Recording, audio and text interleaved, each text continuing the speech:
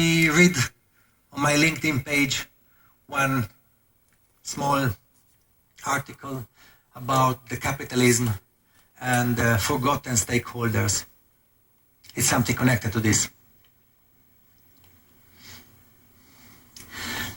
So why social entrepreneurs are different? Because they are challenging the status quo, as we said before, not only of the market, but of everything what is around them. State, business, and the third sector also, as well. And they provide solutions where other people see only problems. But all three, they have something in common. They innovate, they create a better world by creating wealth at the same time. Our chamber is a chamber of commerce, association of businesses, which represent not only the last P, the profit, but the other two P's, people and planet, the social and environmental side. So we represent companies who have an ethical side. This is the organization I mentioned before. I also urge you to download from its webpage of Greenwheel the standard pledge, which is available in almost all the languages of the world, including Korean. Make your public promise that you will think about the environment when you take decisions. You will see the noble side of your work, of your studies, and it will incredibly push you to be better in all your future work. Thank you very much. You asked President Michele Olja, okay? Right? Yeah. He asked about Greenwheel's activities, okay? So, you are doing the environmental saving, improving the environmental problems, right?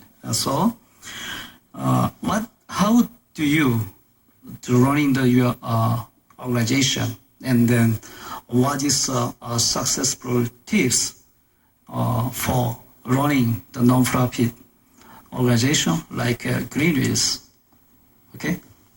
Very important things. You have to believe what you are doing. You have to believe in the mission. You are doing this one for the others, not for yourself. Our service for the community, for the society, is in fact only the rent that we pay for staying in this beautiful world. So we have an obligation to share our time, our resources, proportionally to what we have or what we got from the life. Greenwheel, it's a new initiative that started for our members of the European Chamber. We wanted to help the companies, members of the European Chamber, to be better players in the corporate world by helping them to start a path towards environmental sustainability. We asked them to make a public promise, a public pledge, very public, promise to take care of the environmental aspects and threats during their decision-making process. But making a very public pledge, you have to be consistent later. If not, you risk becoming a public liar. And this helps a lot of companies. Today, in 102 countries in the world, they are using this system, which is totally free. It's distributed just like the free software.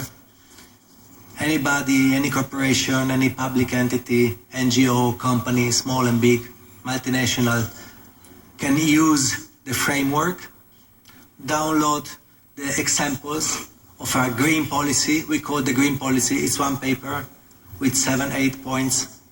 Very easy to understand, very simple language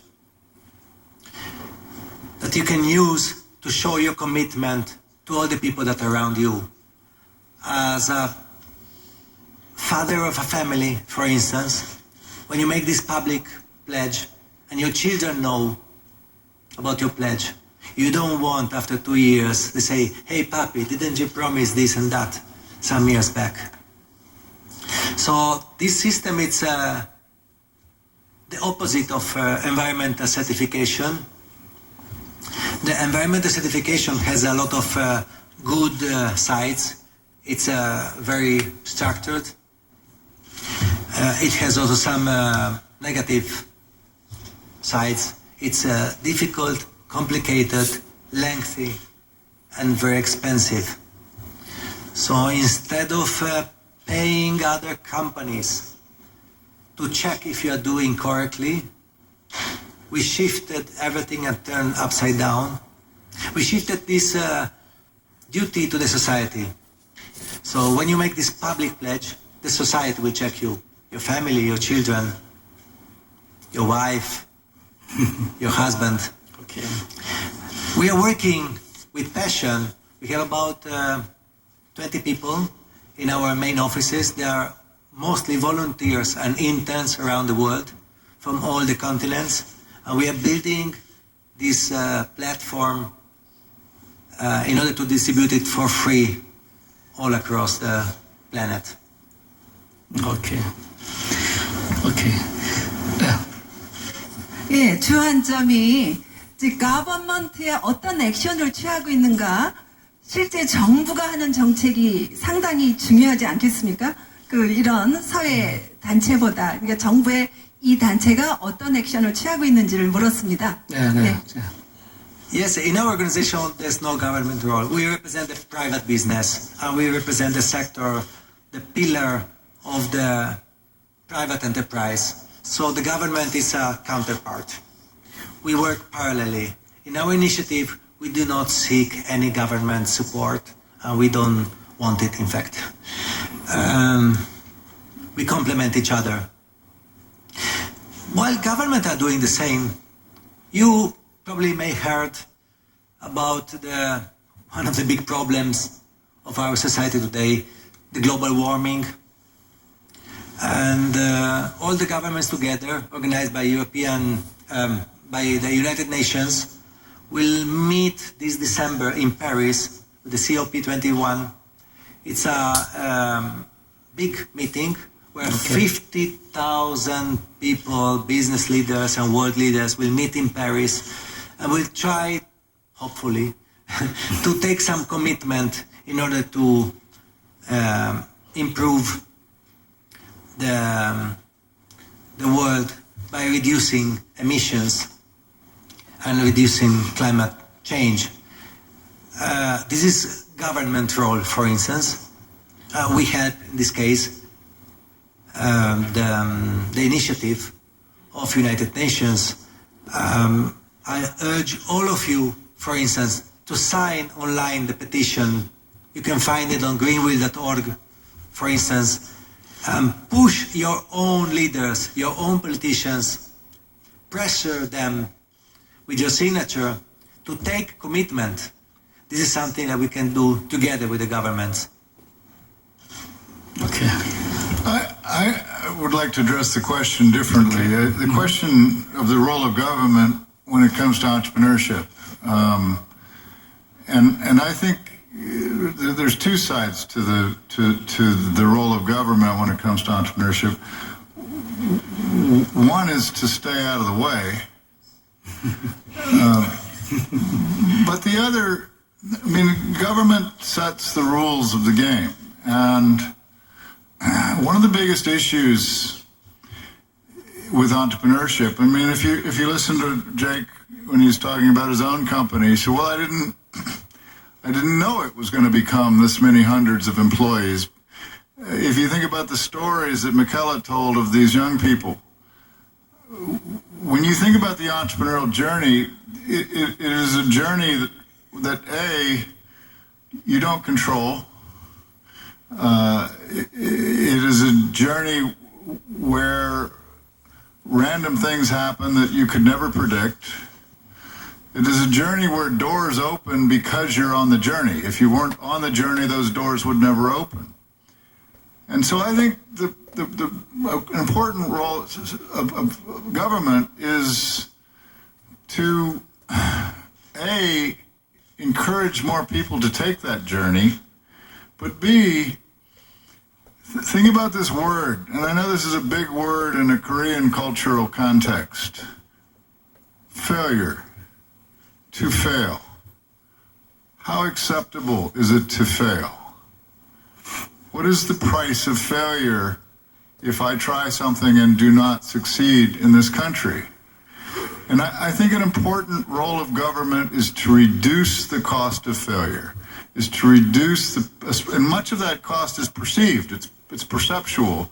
And how can we do things to lessen the perceived cost of failure to people who are trying to start things?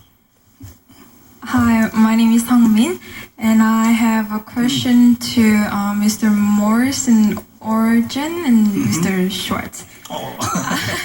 Yeah, if I understood correctly, Mr. Morris said that like everyone can be an entrepreneur. We are already one, and Mr. Origin said that don't give up until we become it, or until we succeed, right?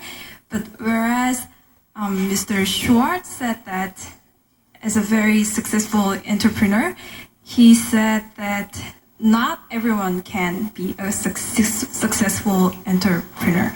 And if I think about myself, my father is a fairly successful entrepreneur, and my brother, I believe that he could be a very, very good, successful entrepreneur. But me, I'm not really sure. So I'm wondering if I keep trying, never give up, and if I try to